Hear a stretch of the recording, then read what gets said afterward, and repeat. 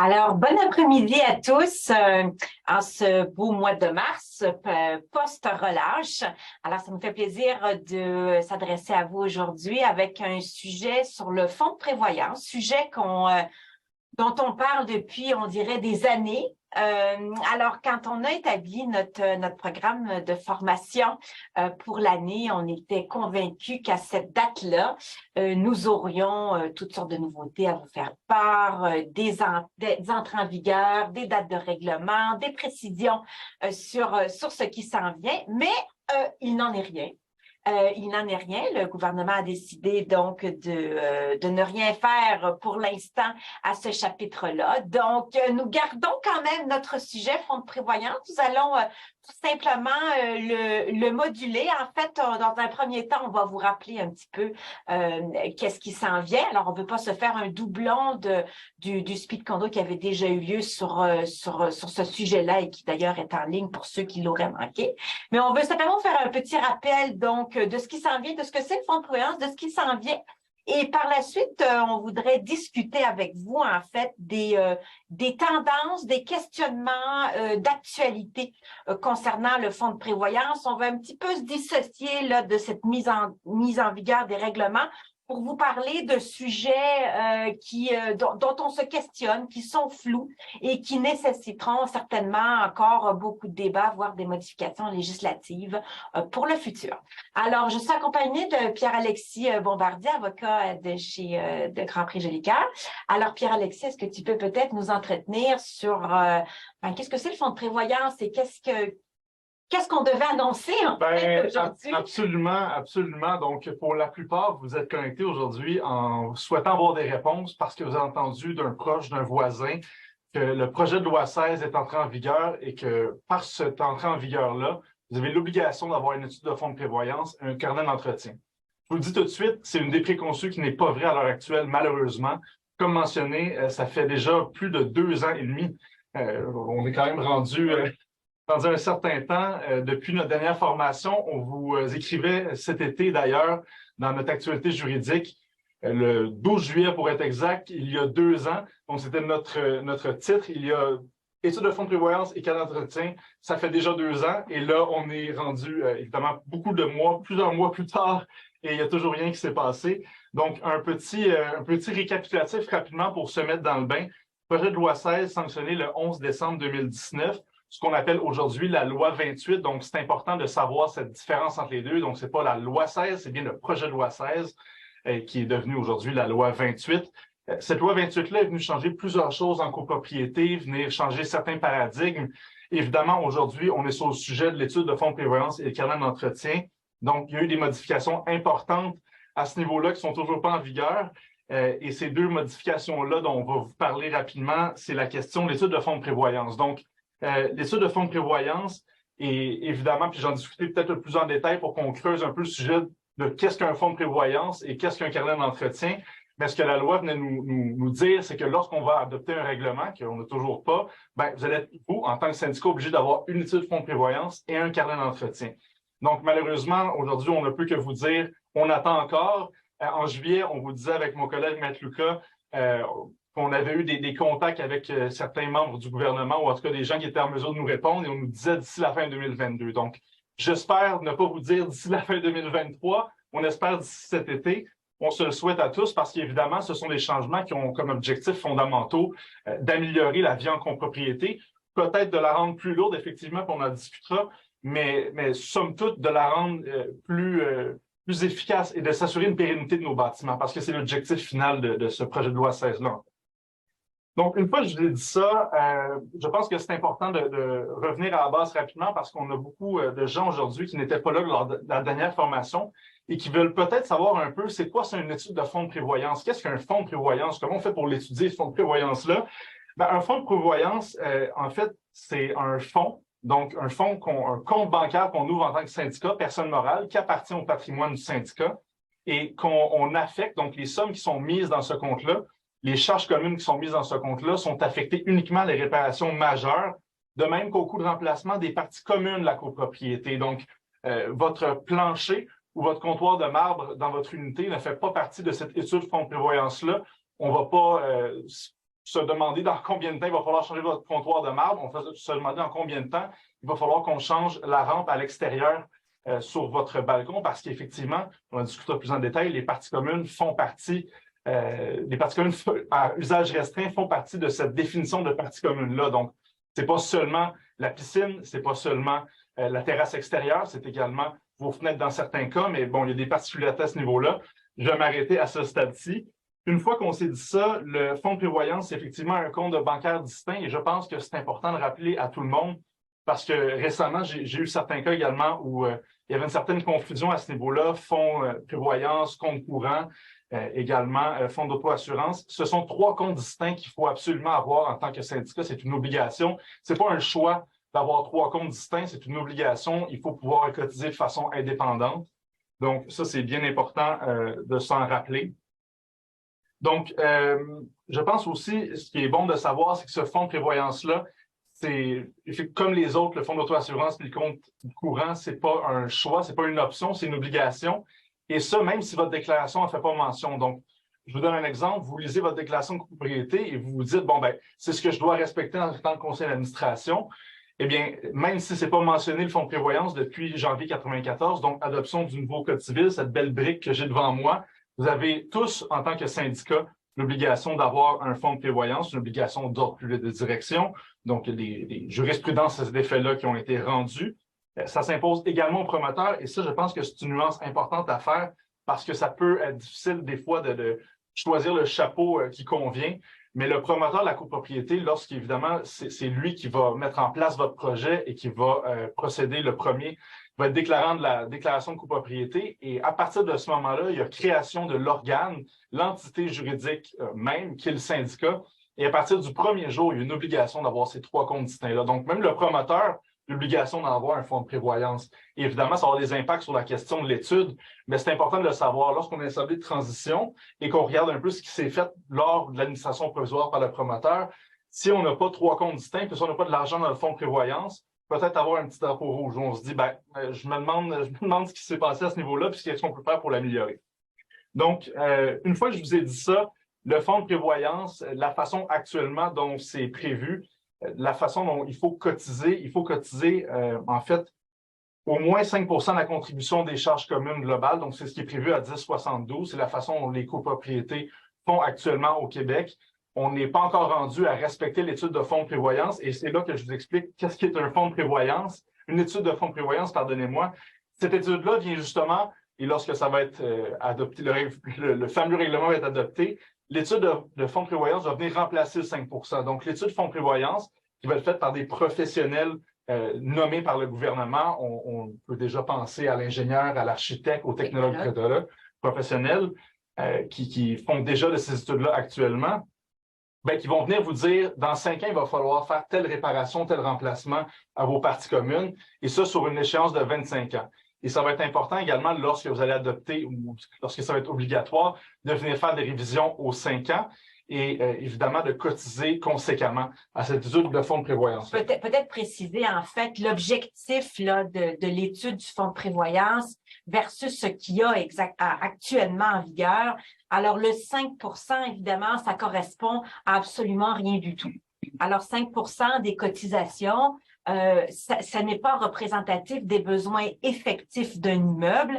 Alors, on est soumis au même pourcentage que notre immeuble soit neuf, bien construit ou vieillissant, mal entretenu. 5 % de budget, ça ne correspond pas aux besoins effectifs. Donc, le changement qui est fait dans la législation, c'est vraiment d'amener les syndicats de copropriété à pouvoir cotiser, mettre de l'argent de côté et de surcroît éviter les fameuses cotisations spéciales qui arrivent toujours au mauvais moment et sur les mauvaises personnes, de pouvoir avoir les sommes nécessaires pour faire face à ces besoins-là de l'immeuble, mais les sommes qui sont réellement nécessaires pour faire face aux besoins spécifiques de l'immeuble. Alors, si j'ai un immeuble qui est très gros, qui a beaucoup de services, par exemple un immeuble qui va avoir piscine intérieure, piscine extérieure, sauna, salle commune, gym, terrasse, forcément, on va devoir avoir un fonds de prévoyance plus gros, plus garni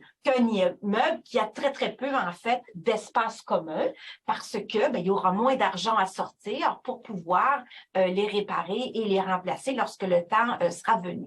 Alors, cette étude-là, c'est un outil, en fait, rudement efficace pour permettre aux administrateurs de remplir leurs obligations. Et tout à l'heure, on parlera de cette responsabilité des administrateurs qui est au cœur des préoccupations actuelles, là, parce que ces pauvres administrateurs-là se retrouvent toujours pris avec l'application de toutes les bonnes lois qui s'imposent.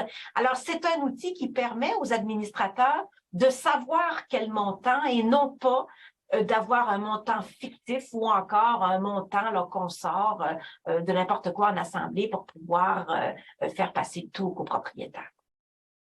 Effectivement, et cette notion de fonds de prévoyance, d'études de fonds de prévoyance, comme on vous a mentionné au début, on va peut-être rentrer plus en détail sur des sujets que la dernière fois, on n'a pas abordé, pour plusieurs raisons, étant qu'évidemment, il y a énormément de choses à discuter sur ces différentes modifications-là. Et aujourd'hui, il y a des sujets, je pense, qui valent la peine d'être abordés pour avoir des pistes de réflexion pour la suite. Et lorsqu'on va avoir le règlement finalement qui va être adopté, on va être prêt à l'appliquer correctement. Juste avant d'aller sur ces spécificités-là, je pense que ce serait bien qu'on discute rapidement du cadre d'entretien, qui est un peu le petit frère mal aimé de l'étude de fonds de prévoyance, parce que c'est un document qui est moins, et là je vais vous dire, qui est moins contraignant et qui est moins lourd, mais je sais pas, on connaît pas à l'heure actuelle encore les modalités de la façon dont ça va devoir être constitué, ce cadre d'entretien-là, parce que je le rappelle, malheureusement, c'est pas encore une obligation. Mais somme toute, le cadre d'entretien, ce qu'on vient nous dire, c'est que ça va être un document qui va devoir décrire les entretiens faits ou à faire, tout simplement. Donc, sur les parties communes, évidemment. Et je pense que la notion importante, puis on avait discuté la dernière fois, c'est de retenir à titre de conseil d'administration, c'est que le cadre d'entretien, on vient y mettre des ajouts, on vient faire des modifications relativement aux réparations qui sont dites courantes. Donc, l'étude de fonds de prévoyance, c'est les gros travaux. C'est ce qui est plus, en bon anglais, en bon français, heavy. Mais le carnet d'entretien, c'est vraiment les petits travaux à faire tous les jours et de façon constante à copropriété, puis d'avoir également un historique de ces entretiens-là. Parce que puis vous le savez sûrement, on est 190 de ce que je comprends actuellement à la formation. Il y en a plusieurs d'entre vous, je suis convaincu, qui sont administrateurs de copropriété. Vous allez peut-être pas rester là longtemps, vous allez peut-être pas vouloir rester pendant 10 ans au conseil d'administration, peut-être qu'il va y avoir des modifications, des changements.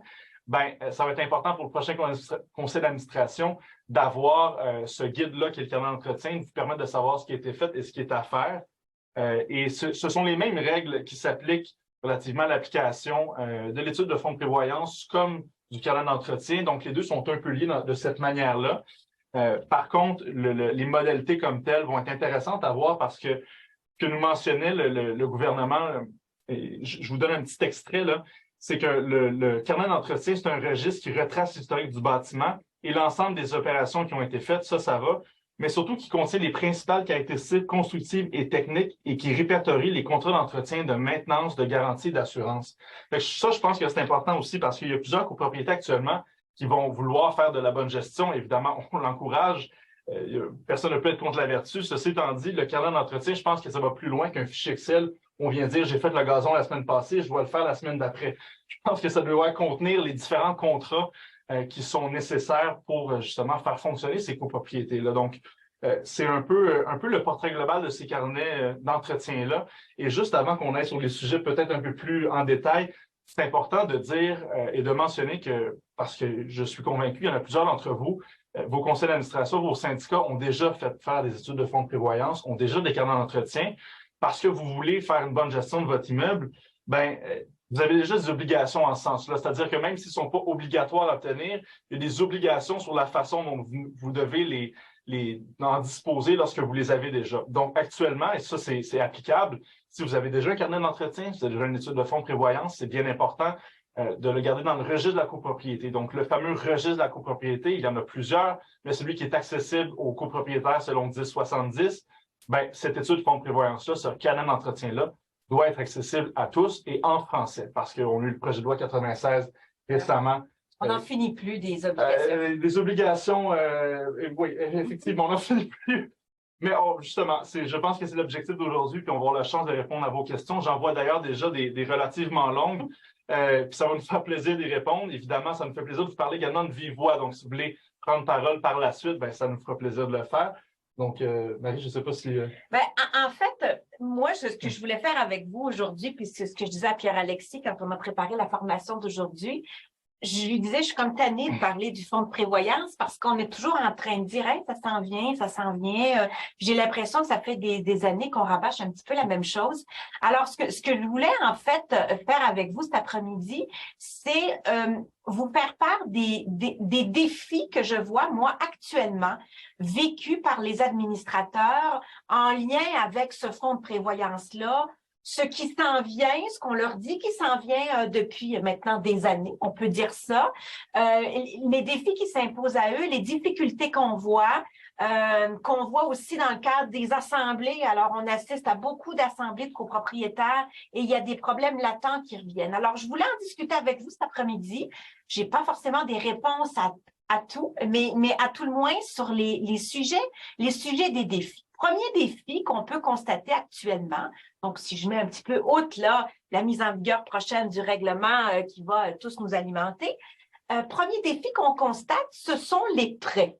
Alors, les prêts, je m'explique, les copropriétés, comme tout le monde dans la société, sont à la recherche d'argent. Hein?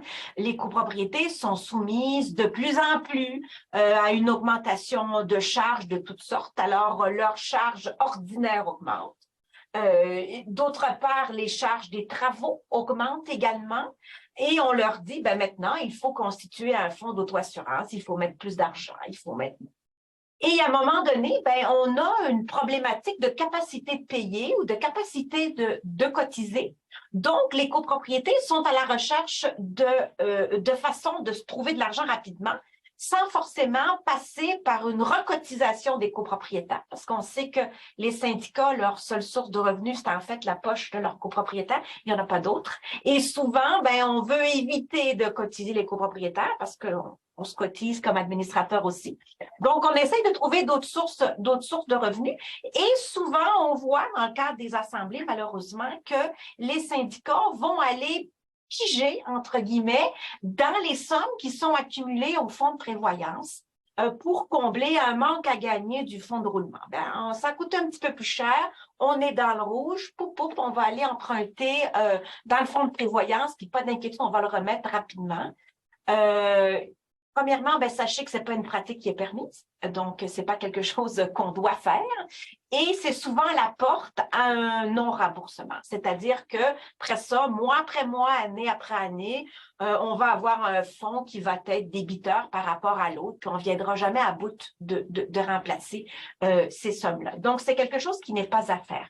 Par contre, ça ne veut pas dire, et ça, c'est une autre croyance qu'on voit dans certaines copropriétés, qu'on ne peut absolument pas toucher aux sommes qui sont dans le fonds de prévoyance. Alors, ce fonds de prévoyance-là, il sert à accumuler des sommes en vue de travaux, mais il sert aussi à les payer, ces travaux-là. Alors, quand les travaux arrivent, que ce soit les travaux en lien avec les parties communes, donc réparation majeure remplacement, vous êtes tout à fait justifié d'aller chercher les sommes dans ce fonds de prévoyance-là.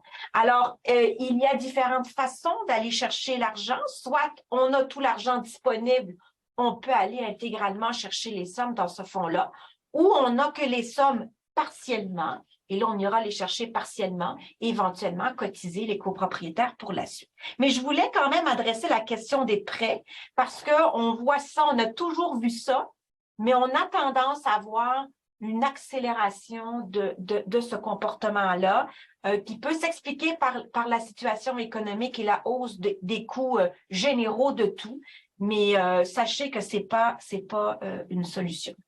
Deuxième défi que les administrateurs ont, et probablement parce qu'on leur dit, écoutez, ça s'en vient, là, la mise en vigueur de ce projet de loi 16, de ces articles-là spécifiques au fonds de prévoyance, vous allez devoir faire une étude de fonds de prévoyance, vous allez devoir la respecter. Et là, les pauvres syndicats, je vous dirais, se mettent à courir après les professionnels pour avant tout le monde ou de façon diligente, pouvoir faire cette étude de fonds de prévoyance. Et on voit que les délais pour faire cette étude-là sont de plus en plus grands. Et donc, c'est devenu monnaie courante dans les assemblées lors de la reddition de comptes du Conseil, où on a les administrateurs qui disent, ben on attend, on s'est mis sur une liste d'attente. On a les sommes pour le faire, mais ça va prendre 1 an, ça va prendre 2 ans. J'ai entendu du 3 ans. Alors, les carnets de commandes sont complets pour faire cette étude de fonds de prévoyance. Alors, autre défi, donc, qui va certainement, qui est déjà là et qui va continuer à s'imposer au conseil d'administration, trouver le bon professionnel pour faire cette étude de fonds de prévoyance-là. Actuellement, ben, évidemment, on le fait parce qu'on est diligent en vue d'eux, mais la journée où ces dispositions-là vont rentrer en vigueur, évidemment, il va y avoir un sentiment d'urgence dont je ne sais pas trop actuellement comment il va être réglé pour pouvoir permettre à tous les syndicats de pouvoir bénéficier de cette fameuse étude de fonds de prévoyance. Autre point dont je veux vous entretenir et qui semble être vraiment en avant-scène actuellement, c'est la responsabilité des administrateurs. Alors, il est très populaire, et je vous dirais malheureusement par les temps qui courent, d'aller rechercher la responsabilité des administrateurs pour toutes sortes de choses. Alors, ça va mal dans la copropriété, elle a été mal gérée, on n'a pas les sommes nécessaires, les travaux sont mal faits, etc., etc. Qui c'est qui est responsable? Ce sont les administrateurs. Et on a de plus en plus de volonté, je dirais, de certains de poursuivre ces administrateurs-là. Et on commence à voir de plus en plus des jugements qui sont rendus sur la responsabilité de ces administrateurs-là. Alors, je vous invite évidemment à suivre l'actualité juridique là, dont j'ai le co-auteur à côté de moi, qui font état de ça. La revue de l'année, elle en parle également. Donc, vous pouvez aller voir ça sur le site web là, si jamais vous les avez manqués. Mais c'est un sujet d'actualité, sujet où les jugements commencent à rentrer plusieurs et la Cour d'appel commence à statuer. Puis on sait que la Cour d'appel, c'est quand même souvent le dernier tribunal qui va statuer sur une question et qui va en fait asseoir les responsabilités de tout le monde. Alors, il y a eu certains pas hésitants des tribunaux à vouloir aller rechercher la responsabilité personnelle des administrateurs pour les actions qu'ils ont faites, pour les actions qu'ils n'ont pas faites non plus. Et il y a donc toute une réflexion qui s'est amorcée, à savoir, mais qu'est-ce qu'on fait avec justement cette étude de fonds de prévoyance ou cette constitution du fonds de prévoyance? Est-ce que le fait que les administrateurs n'aient pas fait des budgets en conséquence, qu'ils n'aient pas pris les moyens nécessaires pour cotiser en temps opportun les copropriétaires, ou pire, qu'ils aient fait cette étude de fonds de prévoyance, mais qu'ils décident de ne pas la respecter, font encourir leurs responsabilités. Ce sont des questions d'actualité. On commence à avoir des réponses et on continuera d'avoir des réponses à ce sujet-là. Mais j'attire votre attention sur c'est quoi la responsabilité des administrateurs. Vous le savez, au Québec, les administrateurs, le conseil d'administration a une responsabilité importante de voir à la conservation de l'immeuble. C'est l'organe qui a été mandaté pour s'assurer que l'immeuble soit bien conservé, qu'on cotise comme il faut, qu'on fasse les travaux. Parmi tous les pouvoirs et devoirs du conseil d'administration qui s'étendent pendant des pages dans votre déclaration de copropriété, on a celui de non seulement conserver, faire les travaux, passer les contrats, mais également celui de s'entourer de professionnels et des professionnels qui sont nécessaires pour pouvoir remplir leurs tâches. Parmi ces professionnels-là, il y a évidemment les professionnels qui font les études de fonds de prévoyance. Alors, ce qu'on voit actuellement, ce sont des syndicats de copropriété qui sont diligents, qui font faire cette étude de fonds de prévoyance. Et la réaction est toujours la même. Ils reçoivent cette étude et ils sont complètement estomaqués de voir les sommes qui sont nécessaires et la nécessaire réponse qu'ils vont devoir apporter aux copropriétaires en assemblée, c'est-à-dire une augmentation assez importante, voire même dans certains cas faramineuse des cotisations. Alors, pour certains conseils d'administration, leur réflexe actuel est de dire, bon, ben, j'ai l'étude de fonds de prévoyance, là, mais je vais faire du cherry picking dans cette étude-là. Je vais décider moi-même qu'est-ce qui est important et comment je vais jouer avec mes budgets et mes cotisations.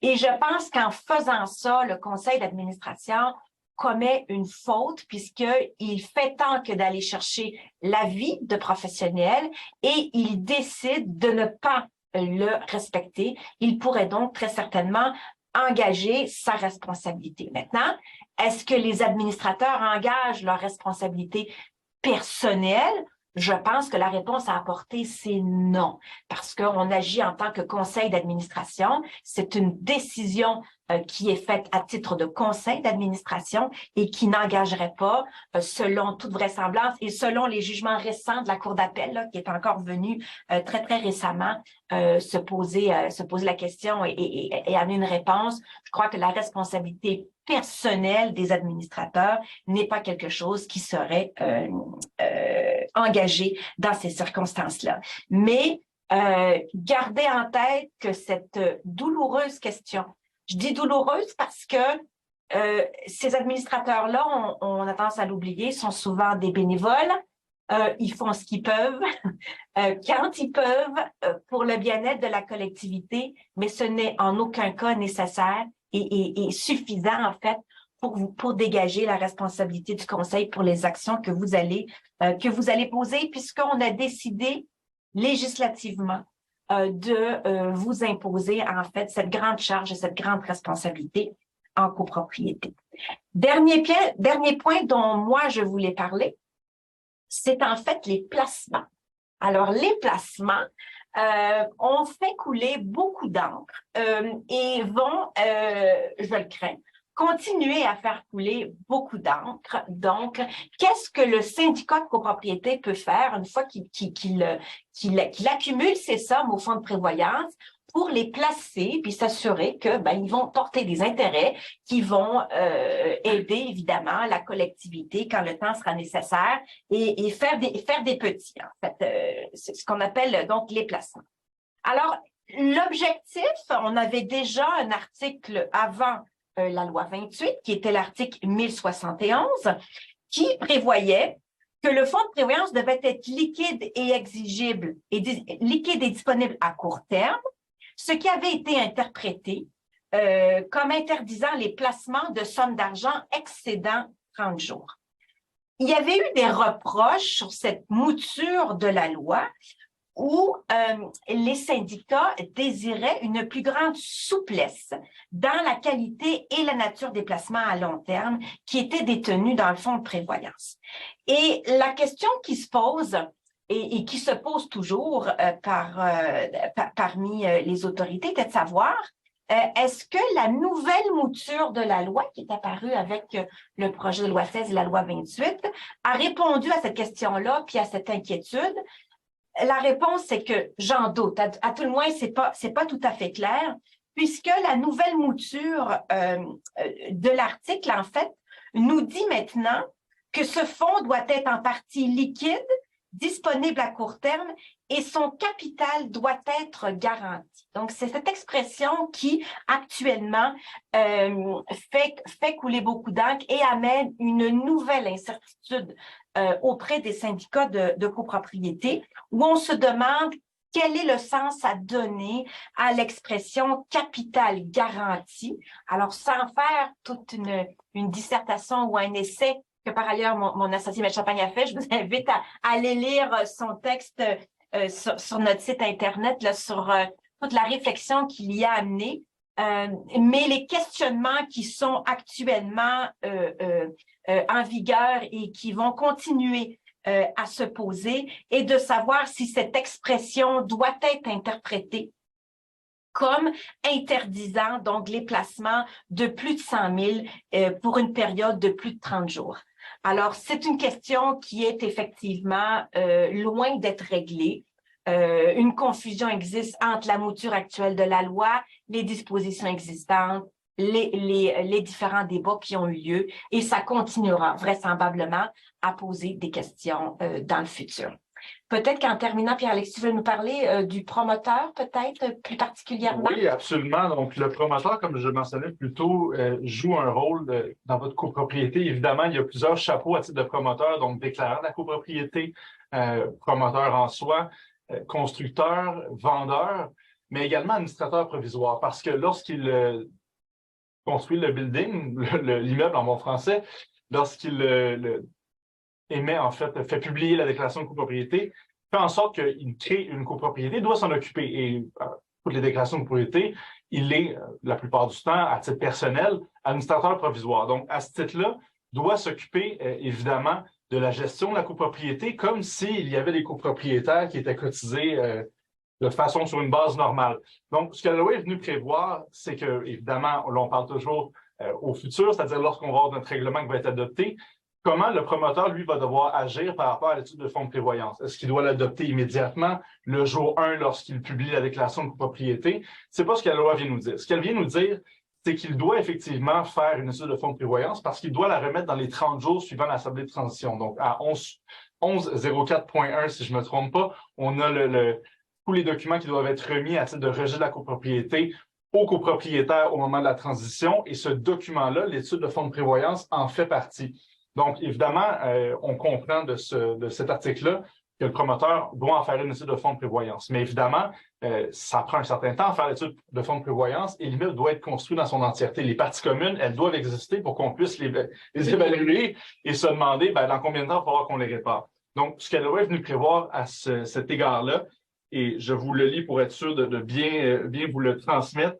Donc, l'obligation pour le promoteur de contribuer au fonds de prévoyance est à hauteur de 0,5 % de la valeur de reconstruction de l'immeuble, jusqu'à ce qu'il obtienne cette étude. Donc, 0,5 % de la valeur de reconstruction, c'est un montant important et sans évidemment en avoir pour faire une comparaison, possiblement plus important que celui de l'étude de fonds de prévoyance. Donc, par cet article-là, ce qu'on vient dire, c'est à titre de promoteur, faites vite. Faites l'étude de prévoyance le plus rapidement possible. Et évidemment, dans l'optique où le règlement va être adopté, ça reste toujours dans cette optique-là. Si ma collègue qui s'occupe de la caméra voudrait bien peut-être juste mettre le graphique à l'écran. On en avait fait mention la dernière fois, mais je vais peut-être y revenir rapidement. Peut-être juste enlever... oui. Ça ne sera pas bien long. Vous parlez en fait très rapidement de la façon dont ça va se dérouler lorsque le règlement va rentrer en vigueur, parce qu'il faudra être réactif à ce moment-là, parce que ce que la loi vient prévoir au niveau de la transition de système est relativement compliqué. On va pouvoir peut-être juste le regarder ensemble rapidement. Donc, je vous soumets un graphique que j'ai fait pour vous et qui résume en fait les dispositions transitoires par rapport à l'étude de fonds de prévoyance au projet de loi 16. J'ai de plus en plus des mauvais yeux. Je vais me rapprocher un peu pour mieux voir mon tableau, que malheureusement, je n'ai pas dans les mains. Imagine quand tu vas te rendre à mon âge. Il y a quant à moi, au niveau des dispositions transitoires, 3 régimes. Donc, le premier régime est celui où on prend l'exemple aujourd'hui, 8 mars 2023, le règlement est finalement adopté par le gouvernement. Vous avez votre copropriété depuis 10 ans qui roule. Qu'est-ce que vous faites? C'est quoi le délai pour obtenir la production de cette étude de fonds de prévoyance-là? Bien, ce qu'on vient de vous dire, c'est qu'à titre de syndicat, vous avez 3 ans pour le faire. Donc, vous voyez ma colonne à gauche, c'est la première mention. Ça, c'est le régime général que je pense va s'appliquer à beaucoup de copropriétés au Québec qui sont déjà en fonction. L'opposé, c'est où est-ce que le promoteur, évidemment, n'a pas encore procédé à la transition en question. Le promoteur, lui, a 30 jours pour remettre l'étude de fonds de prévoyance et le carnet d'entretien, comme je mentionnais, dans le package en bon français du 11.04.1. Par contre, et c'est là que ça se complique, et c'est là que ça va être, je pense, nécessaire d'être réactif et peut-être de garder ce petit tableau-là dans vos poches, c'est lorsque la situation est beaucoup plus compliquée au niveau de la transition. Donc, je vous lis rapidement le tout. Alors, premier cas de figure, l'Assemblée de transition s'est tenue 30 jours précédant l'adoption. Le deuxième, adoption du règlement en vertu de l'article 1071.2, pardonnez-moi. Donc, on prend l'exemple, mon cercle au milieu, c'est aujourd'hui, le 8 mars 2023. L'adoption se fait aujourd'hui. Donc, si mon Assemblée s'est tenue 30 jours précédant l'adoption, le promoteur a 6 mois pour remettre l'étude. Donc, bon, ça peut peut-être avoir l'air flou, là, mais on est le 8 mars aujourd'hui. Mon assemblée de transition s'est tenue le 7 mars. Le règlement est adopté aujourd'hui. C'est au promoteur de payer cette étude de fonds de prévoyance-là, puis le carnet d'entretien, puis vous le remettre dans 60 jours. Donc, c'est très court comme délai. Et on se remet dans le cas de figure, donc 8 mars 2023. Si dans les 90 jours, vous avez votre assemblée de transition, donc demain, le 9 mars 2023, vous tenez l'assemblée de transition, le promoteur a également 6 mois pour vous remettre l'étude de fonds de prévoyance et le carnet d'entretien. Donc, à titre de promoteur, je pense également que c'est important de garder ce petit tableau-là proche de soi parce qu'il va falloir être prêt à réagir rapidement. Donc, c'est ma petite portion par rapport ça va ramener en fait tout le défi là, de la confection de cette étude de fonds de prévoyance-là. Comment le promoteur va-t-il être capable de faire cette étude de fonds de prévoyance-là? Par qui va-t-il la faire? Quelle est des fois l'indépendance de cette étude? En tout cas, ça va souligner encore une fois, puis ça va amener plein de défis là, une fois que ce règlement sera en vigueur. Alors, je pense que ça complète ce qu'on avait à dire. Évidemment, j'imagine que si vous avez des questions, on est là pour les prendre. Julie va pouvoir nous faire part des questions parce que ni moi ni Pierre-Alexis ne pouvons lire sur le moniteur actuellement. Alors, la première question de Louis. Est-ce que les frais de l'étude de fonds de prévoyance peuvent être pris dans le fonds d'exploitation ou le fonds de prévoyance? Ah, c'est une bonne question. Ça, évidemment, ça va être pris dans le fonds d'exploitation ou fonds de roulement, là, dépendamment comment vous l'appelez. Donc ensuite, prochaine question. Donc, il y a une mise en contexte et à la toute fin, une question. Bonjour, ma question est dans le budget. Est-ce qu'il y a un moyen de contraindre le syndicat de faire respecter le budget en fonction de l'étude de fonds de prévoyance? Si l'étude du fonds de prévoyance dit qu'on doit, par exemple, avoir 60 000 dans 5 ans et que nous avons 30 000. Est-ce qu'on peut obliger le gestionnaire et le CA de budgéter le montant mensuel requis pour qu'on puisse atteindre le 60 000 dans 5 ans? Parce que le mouvement des copropriétaires serait d'attendre et être obligé d'avoir une cotisation extraordinaire. Comment contraindre le syndicat à contribuer en fonction du fonds de prévoyance? Est-ce qu'il existe présentement des recours contre des gestionnaires qui seraient complaisants? Bon, alors, il faut déjà faire une distinction. Il y a plusieurs sous-questions là, dans cette question-là. Je vais essayer d'y répondre une après les autres. Il faut d'abord faire une distinction entre le gestionnaire puis le conseil d'administration. Le gestionnaire, il exécute les décisions qui lui sont données par le conseil d'administration. Alors, vous n'allez pas pouvoir poursuivre le gestionnaire pour quelque chose qu'il fait parce qu'il reçoit ses directives de la part du conseil d'administration. Ça, c'est un. Deuxièmement, l'étude de fonds de prévoyance et l'obligation d'y respecter ne sont pas, comme on l'a dit, des dispositions qui sont encore en vigueur. Donc, il devient un peu compliqué actuellement de pouvoir dire, ben, je vais les poursuivre là parce qu'ils commettent des erreurs là, sous réserve de la question de la responsabilité dont je vous ai parlé, qui sont des questions qui restent à trancher. Mais une fois que ces dispositions seront en vigueur, effectivement, il y aura une obligation de les suivre et qui dit obligation dit effectivement des poursuites qui pourraient éventuellement être faites. Maintenant, de façon plus générale, est-ce qu'on peut forcer un conseil d'administration à cotiser adéquatement, à faire des budgets qui ont du sens, à faire des travaux lorsqu'ils sont nécessaires? La réponse est oui. C'est un recours qui existe au copropriétaire, qui est évidemment coûteux pour le copropriétaire de prendre lui-même et qui sont des recours qui existent effectivement. Je pense que j'ai répondu à tous les aspects. Là. Je ne sais pas, peut-être que j'en ai oublié ou... Ben non, en fait, moi, j'avais peut-être juste un petit ajout parce que c'est une notion, je pense, qui est souvent mécomprise ou incomprise, en fait, des copropriétaires. C'est-à-dire que votre budget, et j'ai peut-être cru comprendre ça de votre question, là, le budget n'est pas adopté par l'Assemblée des copropriétaires. Donc, malheureusement, à titre d'Assemblée, lorsque vous votez, si vous avez un vote sur le budget, c'est un vote qui est uniquement consultatif. Donc, l'Assemblée ne peut pas obliger le conseil d'administration d'aller dans un sens ou dans l'autre. Il peut évidemment donner sa position parce qu'on exige à la loi de consulter les copropriétaires pour le budget prévisionnel, mais l'adoption se fait après l'Assemblée. Donc, malheureusement, à ce niveau-là, il n'y a pas de façon de faire. Et comme ma collègue mentionne, il faut passer par un recours qui est judiciaire. Donc, ce n'est pas un recours qui est fait par le cadre de la démocratie qui est la copropriété, c'est un recours qui est coûteux, évidemment. Et peut-être rappeler également que la sanction ultime pour les copropriétaires qui ne sont pas satisfaits de la façon dont le conseil d'administration mène la barque de la copropriété. Là, ils trouvent que les budgets sont pas bons, les contrats sont pas donnés aux bons contractants, que c'est pas les bons travaux qui sont faits. Ultimement, c'est de ne pas redonner, de ne pas revoter ce conseil d'administration, puis d'en changer pour un conseil qui sera meilleur et plus efficace dans la conservation de l'immeuble. C'est toujours un exemple aussi que je donne qui est vraiment simple, mais c'est au même titre que lorsque vous votez pour votre prochain Parlement à l'Assemblée nationale. C'est aussi simple que ça. Vous n'avez pas de pouvoir sur le budget qu'ils vont adopter, mais vous avez le pouvoir sur la personne que vous choisissez à titre d'administrateur. Ensuite, la prochaine question. Nous avons reçu notre étude de fonds de prévoyance et carnet d'entretien. Nos cotisations au fonds de prévoyance sont maintenant de 12 000 $ par année. En plus de ce montant, nous devons faire un rattrapage de 5 500 $ par année pour les 10 prochaines années. Pouvons-nous mettre ce 5 500 $ en cotisation spéciale à chaque année?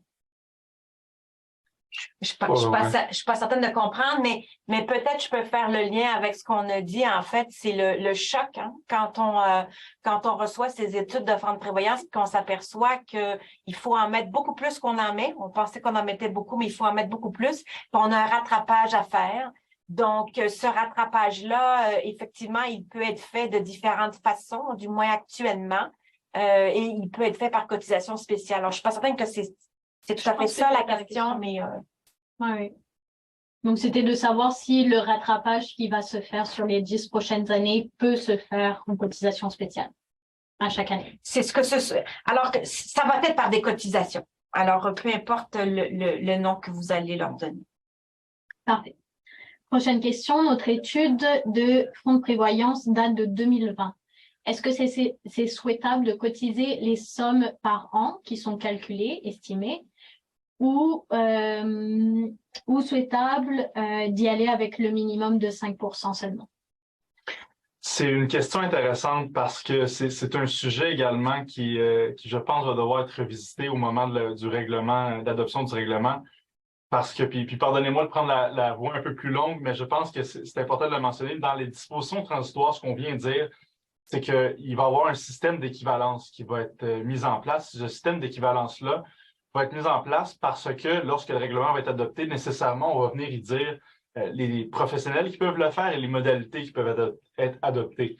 Donc, relativement à ça, il va y avoir une équivalence des études de fonds de prévoyance qui ont été faites avant l'adoption de la loi pour dire, OK, parfait, ça a été fait conformément à ce que ça doit être, même si c'est peut-être pas exactement la même chose, on verra comment c'est formulé.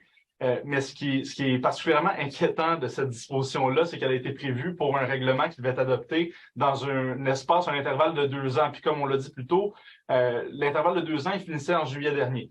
Donc là, on est après la période où est-ce que des gens comme vous, des copropriétés, ont été diligents et ont fait des études de fonds de prévoyance.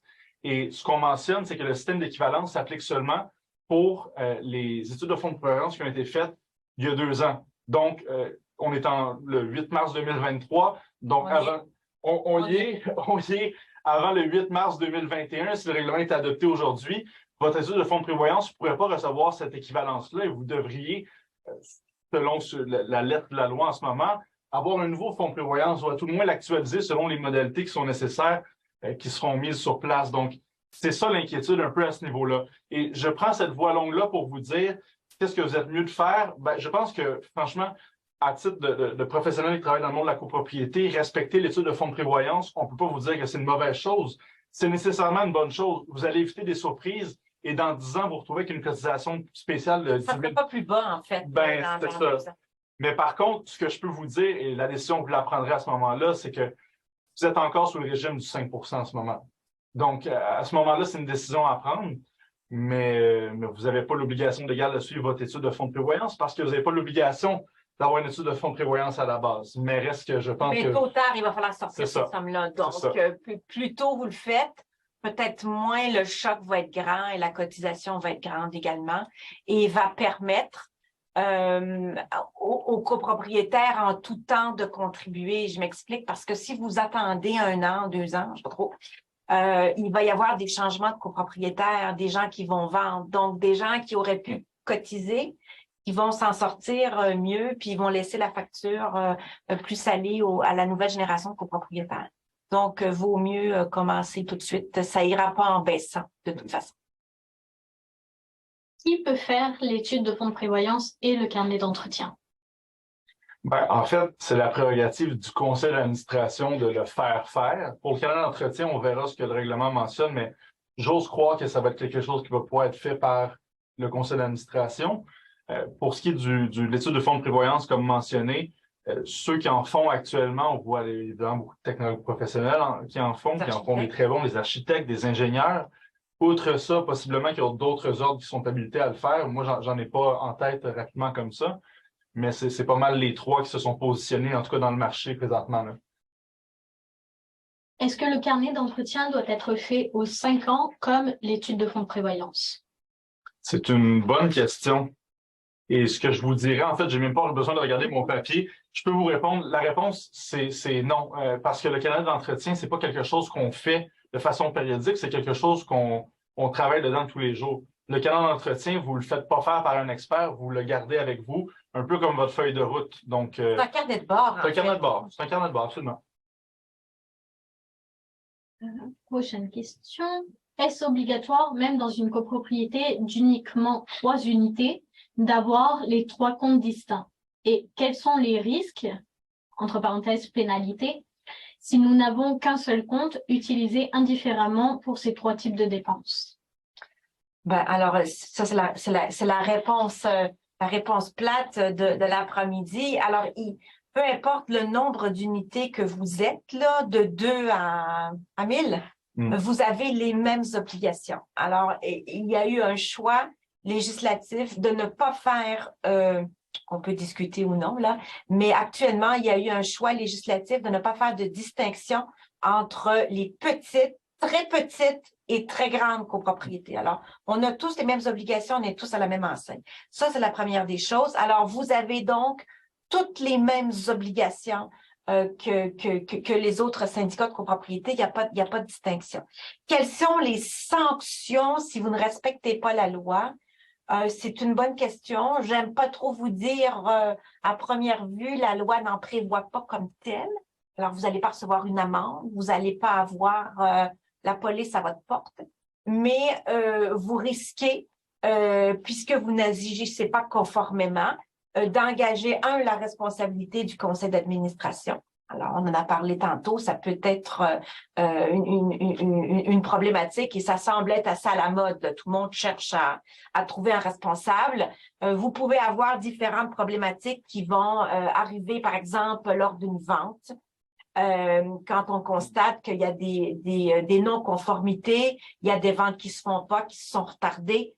Dans ce cas-là, il y a des copropriétaires et des futurs ex-copropriétaires qui sont excessivement choqués et qui essayent aussi de tirer de tous bords, de tous côtés. Alors, au niveau des sanctions, c'est pas mal ça, mais évidemment, on peut pas se dire, parce qu'il n'y a pas de sanctions directes, je vais pas respecter ces obligations-là. Il y a également un aspect aussi de cette question-là, je pense qu'il est intéressant peut-être à creuser rapidement, mais c'est le fait qu'il n'y a jamais d'amende directe du gouvernement. Une copropriété, le gouvernement vous laisse la gérer, c'est votre bien privé, c'est à vous, en tant que collectivité, les copropriétaires qui la forment, de le gérer. Donc, jamais on va vous taper sur les doigts directement. C'est tout le temps une question de risque. Une question, évidemment, de respecter la loi, mais une question de risque par rapport à ça également, parce que vous avez toujours le risque en tant qu'administrateur d'avoir une poursuite. Oui. Donc, elle est là, en fait, la pénalité. C'est le risque que vous engendrez pour vous, puis pour tout le monde également aussi. Faut-il absolument contracter un professionnel pour l'étude de fonds de prévoyance? Par exemple, dans une copropriété avec uniquement 3 unités, nous ne pouvons pas budgéter nous-mêmes les travaux des 10 prochaines années. Alors, la réponse est oui et non. Donc, oui, vous devez avoir un professionnel. Non, vous ne pouvez pas le faire vous-même. Et je vous remercie pour cette question-là parce que ça nous permet de le redire. Les administrateurs ne sont pas des professionnels du syndicat de copropriété. Ils n'ont pas à prendre des responsabilités et des postes qui ne leur appartiennent pas.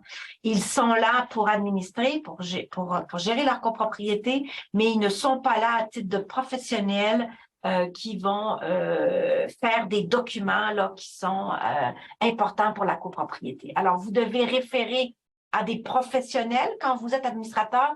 Vous ne devez pas vous substituer. Donc, la réponse est non. Donc, prochaine question. Je pense qu'on a déjà abordé, donc ça sera simplement un oui ou un non. C'est très dur pour les avocats de dire je suis. La loi 28 s'appliquera autant pour les petites que les grandes copropriétés. Est-ce qu'une copropriété de Suisse-Unité est visée par la loi 28? Oui. Alors, de 2 à l'infini, c'est un choix peut-être contestable, mais c'est un choix législatif qui a été fait. Est-ce possible de réécouter votre session une fois terminée? J'aimerais que les autres administrateurs puissent l'écouter. Merci, vous êtes super intéressant.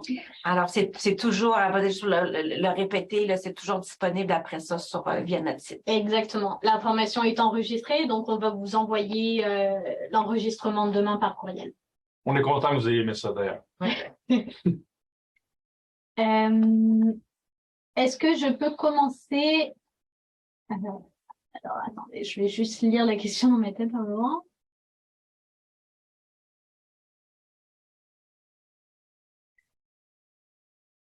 Alors, je comprends pas bien la question. Donc, Chantal, si jamais vous êtes toujours avec nous, vous pouvez lever la main pour qu'on vous donne la parole. Je pense que ça sera plus facile pour comprendre la question. Prochaine question. Si le gestionnaire est à la fois administrateur, il ne consulte pas tous les administrateurs. Alors, ça c'est un autre problème.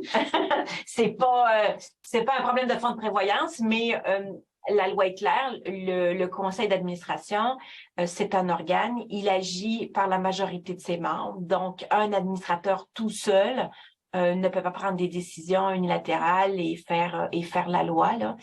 Donc, ce sont des décisions qui peuvent être contestables, qui peuvent même être, sans rentrer dans tous les détails, là, parce que c'est pas le sujet de la présentation aujourd'hui, mais qui peuvent être aussi non opposables d'une certaine façon. Donc, faut faire très attention à ça. Puis, évidemment, c'est à proscrire. Alors, nous avons Chantal qui lève la main. Je vais activer votre micro. Bonjour. Bonjour. On essaie de planifier la rénovation d'un toit dans 4 ans parce qu'on n'a pas assez de sous dans notre fonds de prévoyance. Puis certains propriétaires, veulent pas cotiser. Qu'est-ce qu'on fait avec ça? Parce qu'ils n'ont pas de sous. Puis moi, je veux pas attendre quand c'est le temps de faire le toit pour avoir un gros montant à payer. Qu'est-ce qu'on fait dans ce cas-là? Bon, alors, la bonne nouvelle, c'est que les copropriétaires n'ont pas à être d'accord. Hein, quand on les cotise, quand on fait des budgets. Donc, si votre volonté, je crois comprendre, c'est donc d'y aller, de cotiser ces fonds-là tranquillement, là, je veux dire sur une période de 4 ans pour pouvoir avoir les sommes nécessaires. Donc, la façon de faire, c'est de présenter le budget à l'Assemblée des copropriétaires. Les copropriétaires vont être consultés sur le budget. Ils vont dire qu'ils trouvent ça bien épouvantable, mais ça n'empêchera pas le conseil d'adopter ce budget et une fois qu'il sera adopté et fixé par le conseil, de rendre ces cotisations-là exigibles. Donc, la bonne nouvelle, c'est que les copropriétaires n'ont pas à être d'accord avec les cotisations qui leur sont imposées à la condition qu'on les ait consultés.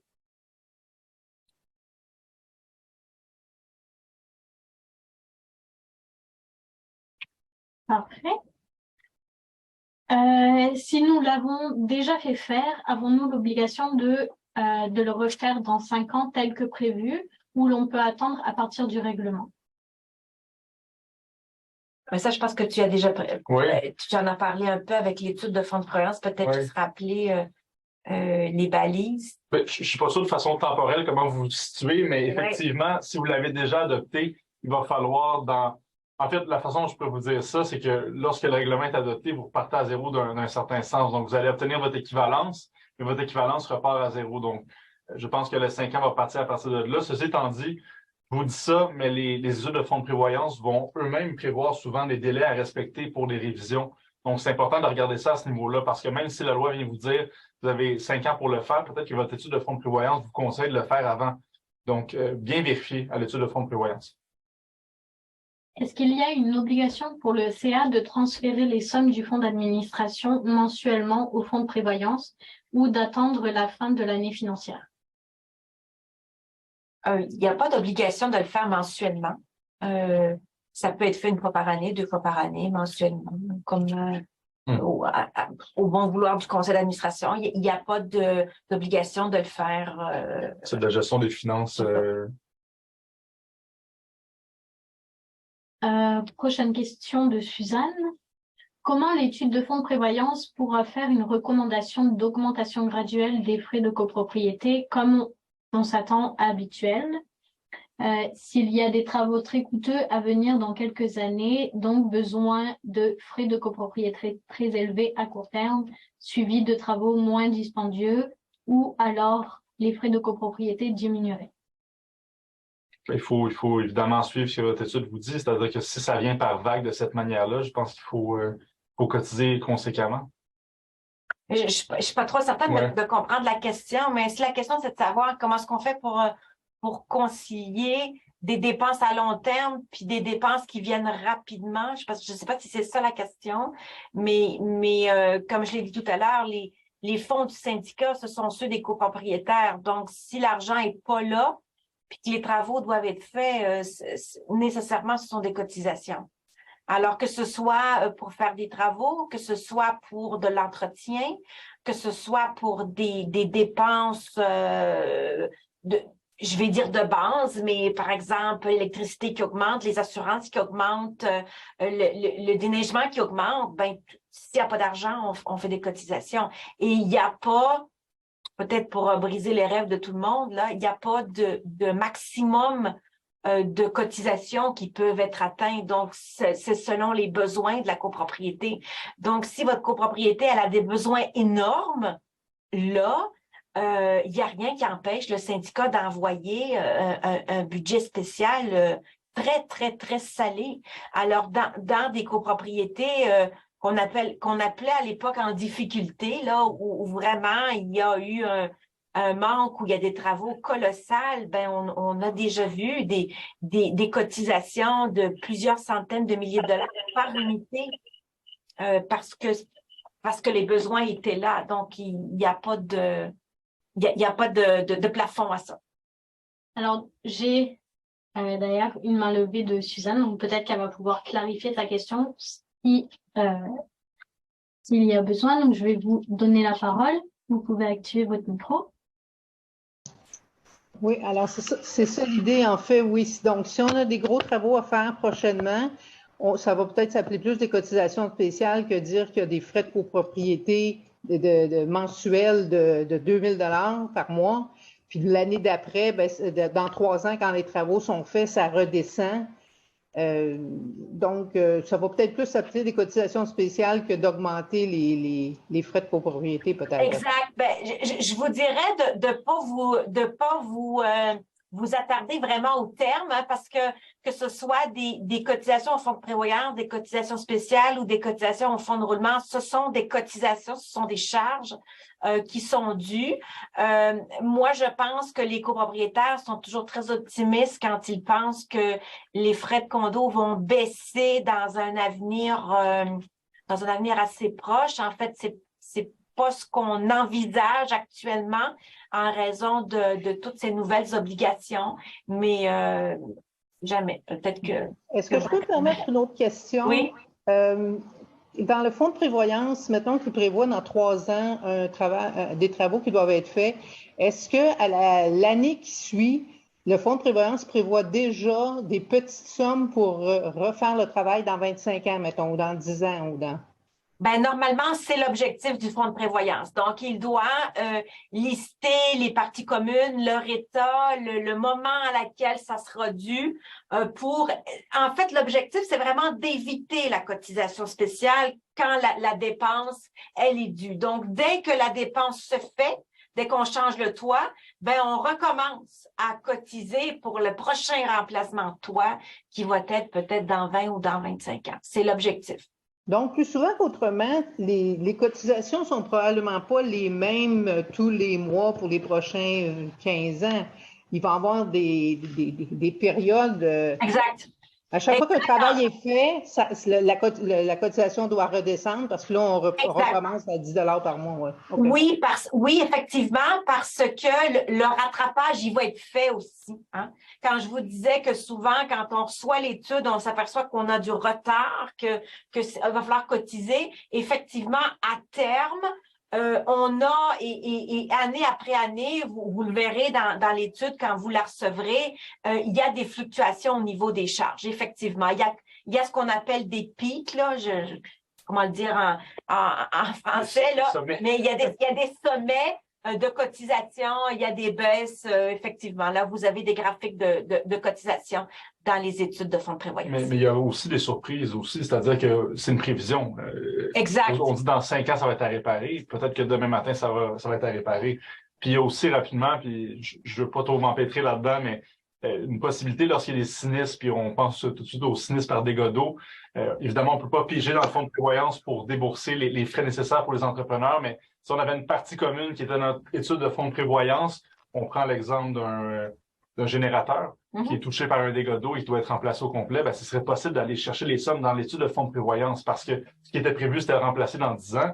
Et là, ben, on a le dégât d'eau, il faut le remplacer demain matin. Donc, on peut prendre cet argent-là à ce niveau-là. Et c'est pour ça, puis ça va peut-être être le mot de la fin parce que je vois que le temps file, mais cette étude-là, elle est révisable pour tenir compte de la vie de la copropriété. En fait, dans les 5 ans, là, puisqu'il est révisable aux 5 ans, la copropriété, elle va vivre. Donc, il va lui arriver des choses, des malheurs, des bonheurs, et qui vont avoir un impact fort probablement sur la cotisation. Alors, effectivement, si vous avez un sinistre, que la dépense, elle arrive beaucoup plus rapidement que possible, que prévu, et vous êtes un peu chanceux dans votre malheur parce qu'elle est en partie indemnisée par quelqu'un d'autre, ben effectivement, il va falloir que votre étude, elle en tienne compte, et c'est pour ça qu'elle est révisable.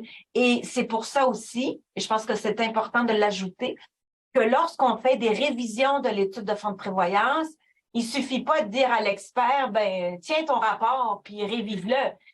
Il faut lui dire ce qui est arrivé dans les 5 dernières années, ce qui a été fait et les changements qui ont eu lieu dans la vie de la copropriété qui peuvent avoir un impact. Donc tout ce qui peut avoir un impact doit être conservé par le conseil dans le but de faire une mise à jour qui a du sens au bout de 5 ans. Alors, ben, ça conclut en fait la présentation qu'on voulait vous faire cet après-midi. Donc, je vous rappelle, vous allez recevoir un lien avec la formation. Vous pouvez évidemment consulter notre site, vous abonner à notre infolettre. N'hésitez pas aussi, je vois qu'il y a encore des questions, n'est-ce pas, Julie? Vous pouvez toujours poser vos questions via notre site. Vous pouvez question condo, alors posez votre question, vous avez une réponse. Vous pouvez aussi bénéficier d'une consultation gratuite par Teams, 15 minutes, avec notre équipe là, pour répondre à toutes vos questions pointues en matière de copropriété. Ça nous fait toujours plaisir de vous voir. Alors, sur ce, je vous souhaite une bonne fin de journée. Puis, je vous remercie de votre présence toujours très appréciée. Merci beaucoup, Pierre-Alexis aussi. Merci, Valérie. Merci à tous.